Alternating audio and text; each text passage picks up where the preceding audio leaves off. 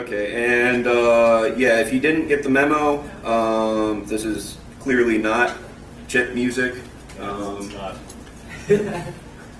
Unfortunately, that person had to cancel on us. So also bear with me a little bit because I put this together in about an hour and a half yesterday over in the workshop room. So obviously the big reason why I was interested in talking about this is with the recent tragedy in Vegas.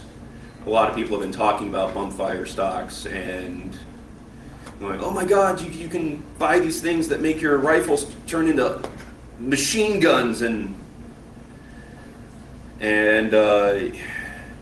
unfortunately, with a lot of things in general when it comes to firearms and mass media, there's a lot of misinformation, misunderstanding, blatant lies, however you want to take it. As with most of my talks, I'm not a lawyer. I will be talking about some legal stuff here, but if you get in trouble and you tell the judge, well, Oddball told me it was okay, think about that statement for a minute. And like I said, with talking about machine guns, first, what is a machine gun? And this is pulled directly off of the ATF's website.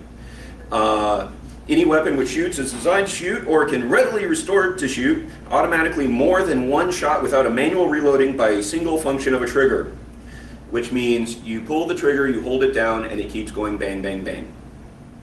The frame of or receiver of any such weapon, which is the actual gun part, and any part designed or intended solely for the exclusive or combination of parts designed with intended for use in converting a weapon into a machine gun, which means any conversion kits or any bits where if that gun doesn't have that bit, it's not a machine gun, or it doesn't enter the category of you hold the trigger down and it goes bang, bang, bang. So if a bump fire stock truly converted a rifle into a machine gun, it would already be legal.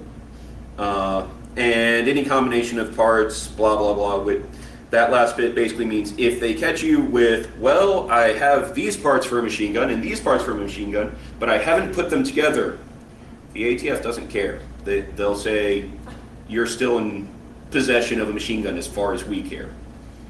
And that's generally true with anything where it bumps up any sort of regulation or legality. The ATF says if you have the parts to make it, then we consider you to be in possession of the finished product. So if anybody hasn't seen a bump fire stock, here's a wonderful example of one. You can see.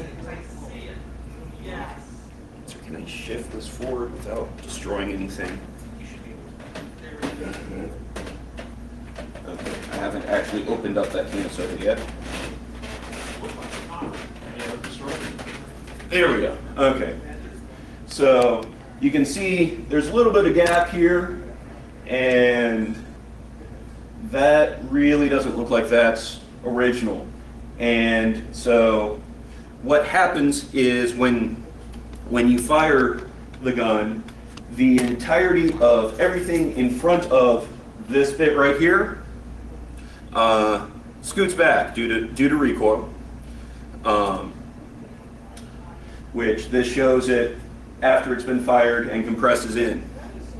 The idea is you can then, without any issues, your hand is on the forestock pushing forward, and you're resetting the trigger yourself. So the rifle goes into the stock, you push it out, or the rifle goes into the stock, the trigger resets because your finger is blocked by this chunk of plastic.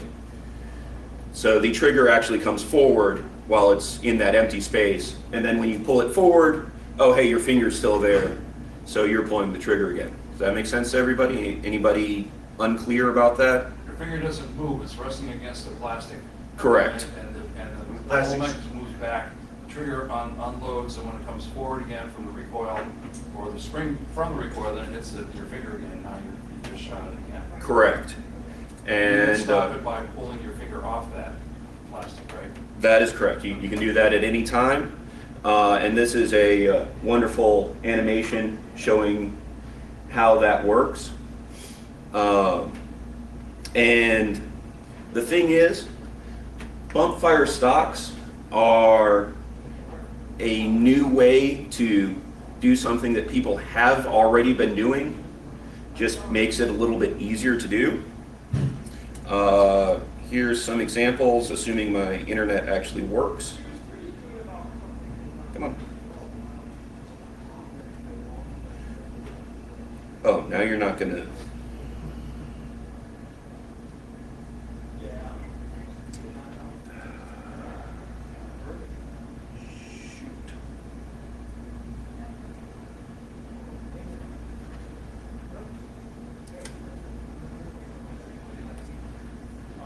Thank you for laziness and leaving tabs open.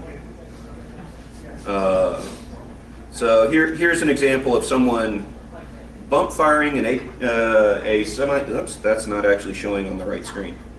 And what the heck are you doing?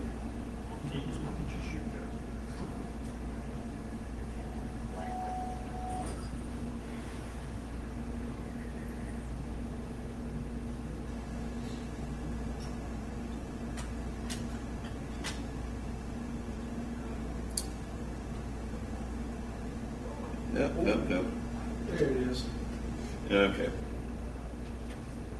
So here's an example of someone firing a doing a bump fire without a bump fire stock.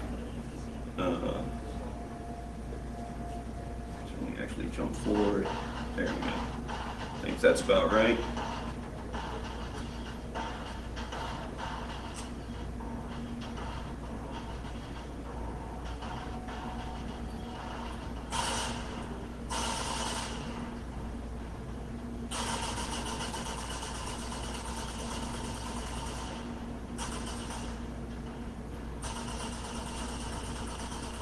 Pressing his finger against his thigh, really, right? So he is putting the finger in front of the trigger and just shoving the rifle forward, and the recoil from the rifle pushes the entire rifle back, but his finger is staying in the same spot. Right. People have also done that with a stick that they've gotten off the ground and just brought and just stuck it in front of the trigger. Let's see here. It would almost be like the same concept of, you know, when you're topping off at the gas pump and you pull back on the trigger mechanism of the gas just enough that it doesn't shut it off when the fluid comes up. It like Exactly. It does that. Okay. Yeah. Kind of the same concept. All right. Right. Interesting.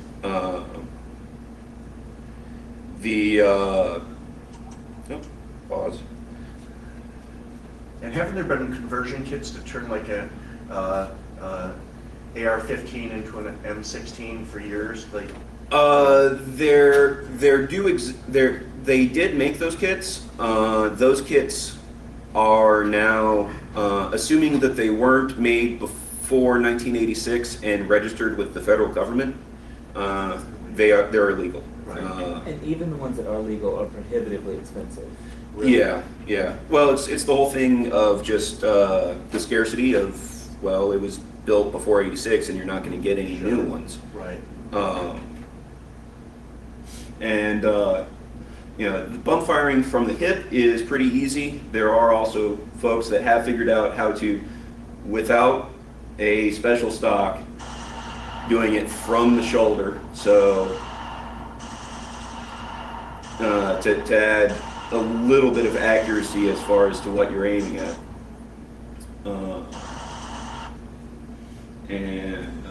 Let's see here. Because this one is just amusing. You can do it with a pistol.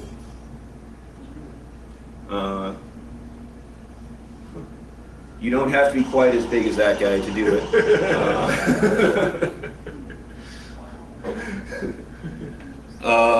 Let's see here. Oh my God. Yeah. Or frankly, let's see, let me get the right one up here. Or you could just, manually pull the trigger really fast. As soon as this.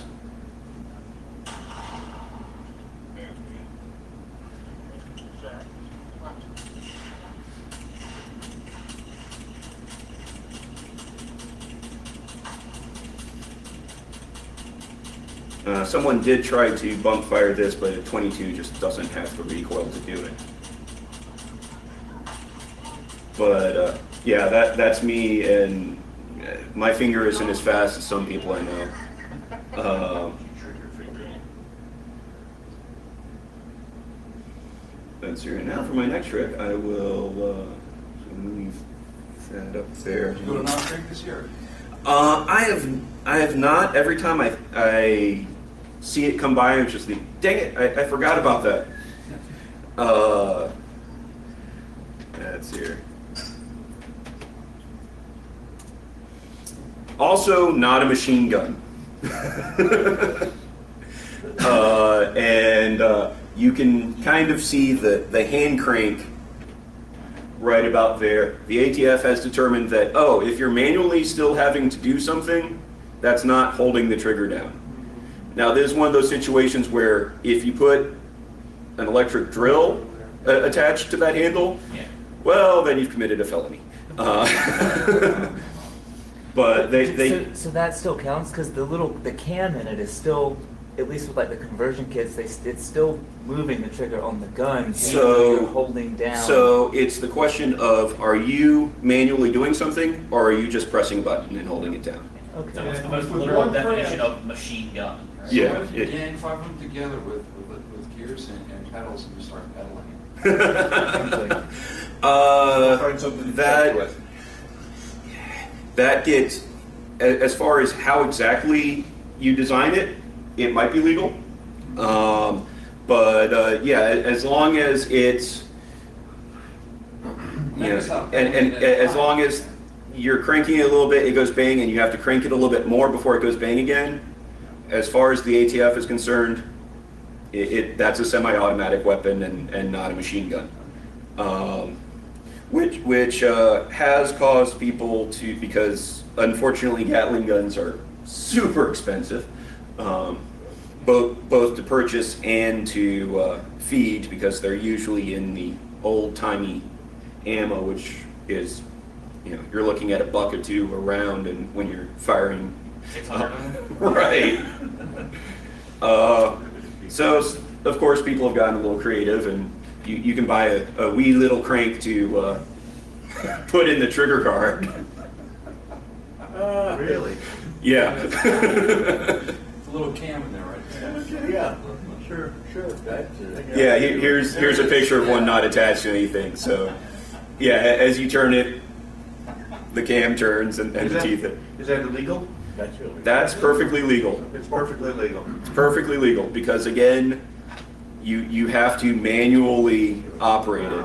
If you have to move to make it shoot, then it's pretty much legal. If you can just press it one time and not have to move Not do anymore, anything. that's Right, the definition. right. And one that got me when it first came up is, and I don't have a picture of this because everybody knows what a trigger looks like, and unless if you really know what you're looking at, you're not going to be able to tell a normal trigger from a binary trigger. What binary triggers are is you pull the trigger, it goes bang. You release the trigger, it goes bang. The ATF, yeah. So, most people would consider, well, that's one trigger pull and it goes bang twice. And the ATF has actually decided that, no, that's actually two separate actions, and therefore legal. It has been something in skeet shooting competitions with double-barrel shotguns for a long time. And recently people have started putting them in things like AR-15s. I've seen a guy who had a quick trigger finger where he ran into the slight issue that he was operating the binary trigger too quickly for the bolt to keep up with. Yeah. So you can fire a gun insanely quickly with a binary trigger, and again, it's a semi-automatic weapon. It's two separate actions, two bangs. You were talking about adding multiple barrels together. There's a company that sells these kits where you buy, this particular instance, you buy two Ruger 22 rifles and tear everything out and throw it all away except for the receivers, and put them right there. And I believe this particular example does have a little hand crank on the back of it, and fires one barrel, then the other barrel, then back and forth. The same company also, I believe, for a while made some for using the Ruger Mini 14, which is in 5.56, the same caliber that most AR-15s are in.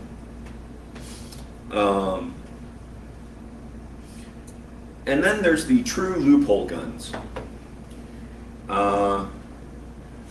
To anyone at first glance would say this is a short barrel shotgun. Legally, it's not. Because of all sorts of weird legal wranglings. So again, I didn't print it out, but if you're interested, go look up the NFA Act of, I always get the year wrong, I think 36, where they put all the restrictions on machine guns and short barrel shotguns and short barrel rifles and silencers. And these don't qualify as shotguns because they came from the factory too short and never had a proper buttstock on them in the first place, and they don't quite qualify as pistols because they're meant to be shot using two hands, while legally a pistol is designed to be shot with one hand. And there's a lot of people in the gun community that are still going, okay, how does this not require the $200 tax stamp for a short barrel shotgun, or at least in any other weapon? But somebody sat down and really looked at the law and went, well, if I design it exactly this way, it gets through all the legal loopholes and I can sell this like a normal firearm. By definition, by legal definition, this is classified as a firearm. Not a pistol, not a shotgun, just a firearm, because it doesn't fall into any other categories. Because of that, there's no tax for it? Right, you don't have to pay the $200 tax on it. You just have to do your normal 1045 instant background check. Similarly with loopholes, Silencer Co. realized, wait, with black powder rifles, black powder muzzle loaders, those are not listed as modern firearms, and you don't actually have to go through an instant background check or anything like that for a muzzle loader or a cap and ball revolver or anything like that. So these guys decided, well, we'll weld a silencer onto it. And because a silencer is specifically defined as something to quiet the report of a firearm, which legally black powder rifles aren't listed as firearms, Wow. you don't have to get a tax stamp for this. In fact, you can order this from Silencer Co. and have it mailed to your house. And the turkeys will never hear you coming. Exactly. You can get cancer silently. You know, that second shot's going to take you a little while as you're packing the powder, but and speaking of black powder items, because at the time when the first firearms laws were created, they were going with the, well, whatever the founding fathers had, those clearly were covered by the Second Amendment, and therefore we can't restrict them at all. You can buy a cannon. Again, there's no paperwork other than, hey, do you have the couple $100 to a couple $1,000, depending on what size and all that fun stuff. And again, what's that? Retrieving the balls might be the problem. Retrieving the balls, yeah, you don't retrieve cannonballs. They're gone. Bet you had to knock a drone right out of the sky. Yeah, if you hit, that looks like probably a maybe a 6-pound projectile. Also, surprisingly, no regulations. Flamethrowers. Oddly enough, do not try to melt the snow off your driveway in Minnesota with one. You will get into legal trouble with that. Somebody found that out the hard way. It's also a commercial. We use flame weeders on the farm, which Exactly. Yeah, it's agricultural equipment. Now, you know, flamethrowers, especially this particular model, actually using one would scare the heck out of me because, you know, Bad. fire bad, especially when you have a backpack full of fire fuel. Napalm strap on back, very bad. That, oh yeah, it is also under high pressure. Under pressure, very bad. And again, since they haven't made them since World War II, Korea, somewhere around there. If you want to homebrew, you go right ahead. I'm gonna be a couple cities over while you're doing it. You know, Harbor Freight makes this thing that hooks onto a propane tank. Exactly. And those things And are, they work, and they are awesome. Everybody needs one. Burn the brush away from your fence. Yeah, and the hair off your face and your dog and no, they're great fun. They really are. Everyone needs one. Fun to start your barbecue with. Also, yeah, also perfectly legal because people always love the, well, you can't just go buy a tank. Yeah. Yes, you can actually. That's the wrong clip. We don't need to watch that again. Where'd my mouse go? I have a business partner who used to make cannons that fired golf balls about 3 miles with acetylene as the propellant. And he metered in the acetylene and oxygen into the combustion chamber and fired it with a spark. But yeah, here's a website where you can buy tanks. Now the cannon on top is demilled, but so yeah, you can buy a tank for, you know, So did they just? in some cases the cost of a Honda Civic. So do they just fill in the barrels? Actually, usually the barrels are, usually it's they chop up the receiver. Okay. Because there was a guy at DragonCon who was showing off. He bought one, Mhm. but he was in England, and apparently they just like lead fill the barrels, and it's completely street legal and. What? I gotta get one. Right.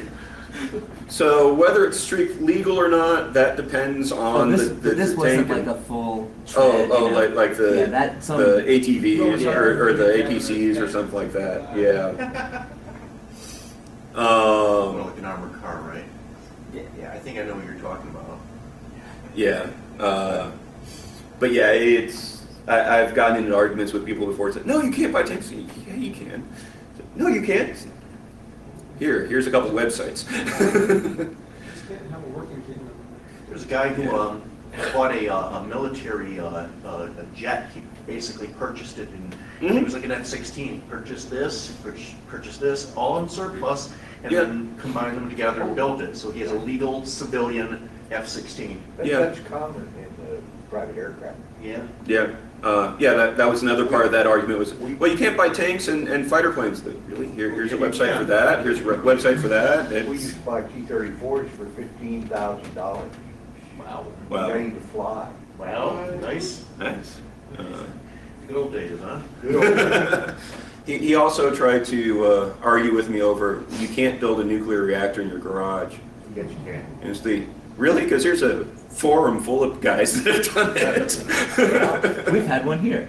Yes. that's how I knew about it. There was a company in Popular Science, they used to sell the plans Yeah. for a particle accelerator and nuclear reactor. Yeah. You can have that without record. Yeah. A couple of years back, we had a kid that I think it was like his high school senior project. He built a nuclear reactor. But you're talking so low power, but it didn't you turn a work, light bulb I on for a recall. second. Here, it wouldn't perform. No. You've had it working at Let's see. DragonCon. Yeah, though. working. I've been to one or two where it was working, but and yeah, some various government agencies went, yeah, when you get out of college, come talk to us, and we love to I've go got a to Geiger counter out in the car if you need to check on anybody. And with that in particular, I particularly loved the fact that when he bought the radioactive material, one of the agencies that came knocking and asked him the most pointed questions was actually the DEA, because they were afraid he was making meth. No, that is made with this, not with. It's just no, I'm not making drugs, I'm just building a nuclear reactor, don't worry. Never mind. There's going to be We don't no have suit that. offender. It's not a three-letter They're against agency. each other. It's a common mistake. And we don't talk to them. Exactly. It's probably onto something. They knew It would, because he was using, was it dilithium, and something about apparently one method of making meth uses heavy water and the hydrogen released, and it's just, okay.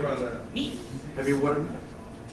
For you meth producers, that's not a good way to do it. No. Yeah. Yeah, Cheaper. I'll put it on record, I don't know anything beyond that, because why would I? And yeah, that's, I thought I was going to yak on longer than that, but It's a quality act, though. Hey, click So- on one of those tanks. Yeah, so I'm click on curious that with the- C-72 picture. With the Yeah. tanks, I I don't wonder, have like, 140 grand burning a hole in my pocket, but if I did. do they deliver it to you, or just like, is it some guy's job to just You gotta fly drive? out and pick it up. Probably drive it back. FOB, man. So it's the low price of $140,000. You don't want to know what the shipping is. That's a lot cheaper than I would assume. Well, I imagine the marketer, those people who are doing this for motion picture tax. Motion pictures, Weird and their reenactment, and Sure. there are collectors who. I think in California, they let you run them down the road. Isn't that still a legal vehicle out there? Again, I don't know the laws, but I believe that depends on the particular tank and Whether it had the red. what treads you have on it at the time. Yeah. They get really angry with you if you're using metal treads. Kind of chews up the asphalt a little bit. Yeah, it does. Snow tires are bad. What's the picture? Chains. What's the picture? Look at the other picture underneath it. There you go. That's from the Czech army. I want to get one of those French weapons that was never fired and dropped only once.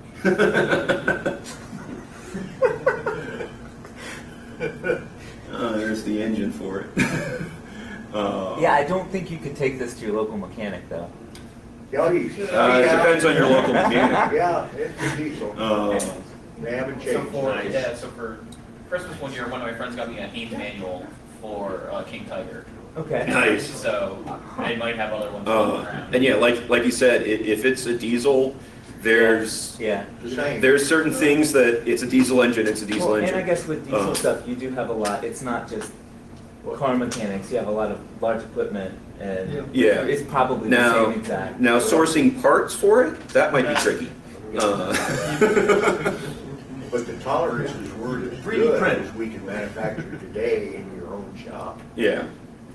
10,000. Yeah, I saw Just fire up the old Bridgeport, make some tank parts. And it's a little bit of like with the older fighter planes. This is a rich man's hobby. You're going to,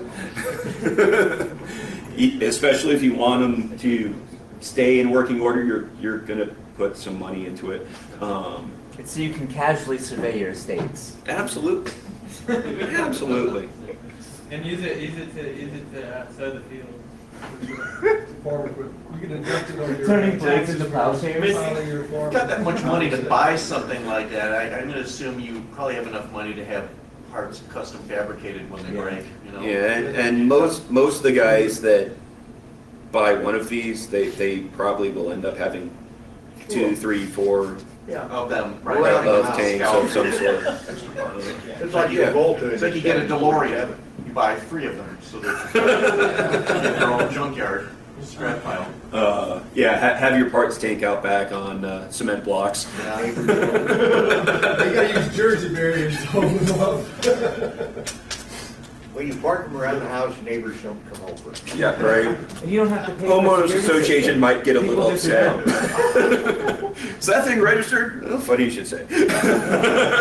Plates on the back. Yeah, so I wonder, so say it was street legal, I wonder if that would be covered under a standard license, or if you'd need. No. An antique vehicle. You can only drive it on the weekends into car shows. You have to have headlights, you have to have turn signals. Could you signal out the top? You get your friends, say, like, all right, turning left. Can you imagine the call to your insurance company about having that thing too? They are actually pretty easy to drive. I qualified in M48 when I was in cadets. 2 levers, right? There you go.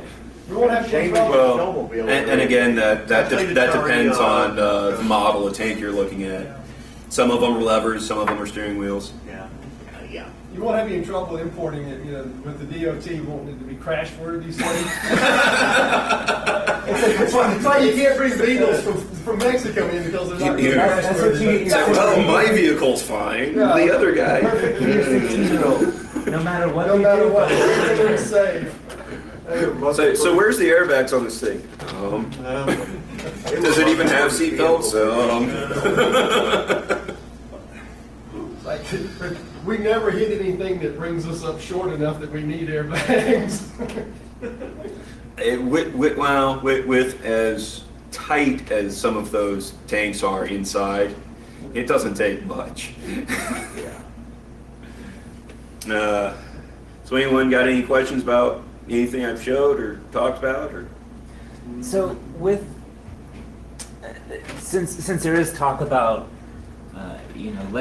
some further legislation on bump stocks and stuff, do you think that some of the other spring-loaded stocks will be affected, like the shock stock and stuff like that? There's a lot of concern about that, and specifically the way the bills are written. There's also a lot of concern about it being entirely too far-reaching. One of the aftermarket, probably the most popular aftermarket parts for firearms are new triggers, and specifically lighter triggers to be more accurate. And it's kind of hard to argue that a lighter trigger doesn't make it easier to fire something faster. Part of why I like talking about these things and came up with the talk was, just like with computers, we've got a bunch of folks that are trying to legislate something that they have no clue about. I'm curious about Tennessee's ownership of firearms competing, the laws competing with the federal government. Tennessee is less restrictive on felons owning weapons rather than the feds. That's not my understanding. Well, My when understanding you is serve your there- time in Tennessee, you can now own firearms. So generally federal law trumps state law. Colorado proves that isn't true. Well, yeah, but that's only when the feds. I said generally, when the feds actually come out and say, yes, we're going to just quietly look the other way. Well, they actually have here. And there are things on the books in Tennessee that will cause you to be unable to own firearms that won't bar you on federal level, like some of the domestic violence Right? And I think levels of drug use is lower. Okay. But anybody that would need to do that should look into it carefully, because there have been permits issued in Tennessee, knowing full well that the person had multiple felony convictions at a federal level. And the gentleman in charge of, I believe he's ranked a colonel in Internal Revenue Tennessee, I think makes the decisions.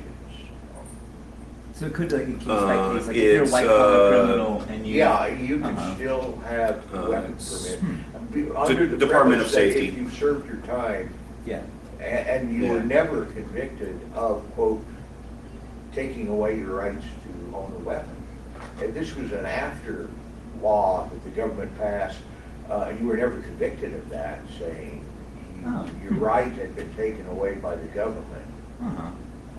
Technically, in some states, I know, for instance, Colorado, you can vote while you're in prison. Oh, wow. And absentee ballots, right? Well, and qualification for voting is purely up to the state. Up to the states, right. There's really no But that's a federal election that you're voting in, so there's a strong tie in that direction. The state's only administering the federal. There's a little bit of difference with that, because technically you're not voting. Your votes aren't going to a federal tally; they're going to a state tally, which the state itself then decides how it's going to spend its votes on federal elections. Electoral college concept, but still a vote for the candidate. It's one of those, in practicality it's the same thing, but on paper it's different. Which, when we're talking about the law. But then again, in many states, and Tennessee is one of them, restoration of rights restores all rights. Yeah. Now, but does that restore the right to own a weapon by a convicted felon who's had his rights restored? I think it does. I think federal recognizes restoration of rights. I could be wrong, like I said at the beginning. I'm not a lawyer, but I think it does. In a couple of states, restoration of rights is an automatic event that occurs X period of time after you've successfully served parole. I'm guessing depending on what crime you've committed. Because there's some felonies, like you said, in some areas where it's yes, it's a felony, but what is true is that since it's not a violent felony, we're not going to do further things. But unless if there's been some legal action on the state level to restore rights, the federals basically say, if you spent more than a year in jail because of an offense, we count that as a felony and we take your rights away.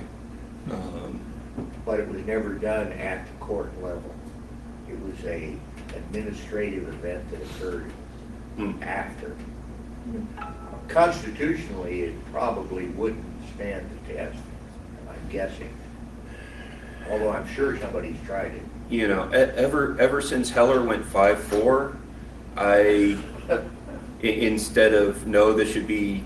It's like, what do you mean the Second Amendment doesn't give you the right to own a gun in your home? There were 4 Supreme Court judges that said no, the Second Amendment doesn't count for owning a gun in your home. So, as far as the way the Supreme Court rules for constitutionality, who knows? Good point. Yeah, well, a lot of my friends were celebrating that. I was like, yeah, I'm happy about it, but it scares me that we almost lost something that stupid, plain and clear. Yeah, now with almost every month or year, certainly, there's some test by federal attempted to pass this law or that law.